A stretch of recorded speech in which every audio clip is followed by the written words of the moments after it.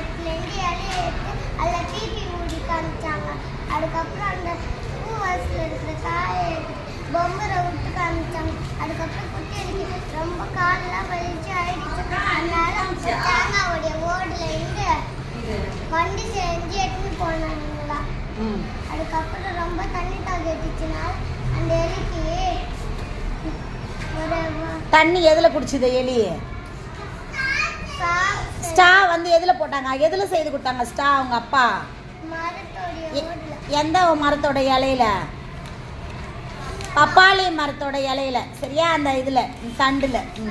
பப்பாளி மரத்துல இலையிலேருந்து சாறு எடுத்து கொடுத்து அதில் தண்ணி குடிச்சிட்டாங்க. அதுக்கப்புறம் அவங்க போக பஸ் வண்டியில் எதுவுமே இல்லை.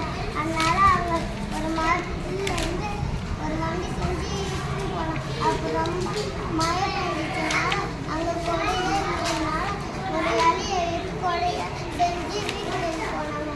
வீட்டுக்கு போகும்போது அவங்க அம்மா ஃபோன் எடுத்தாங்க. இந்த ஃபோன்லாம் வேணாம், நாங்கள் ஜாலியாக இன்னும் போய் விளையாட போகிறோம்னு சொல்லிட்டாங்க. ஆமாம். இதில் என்ன தெரிஞ்சுக்கினா?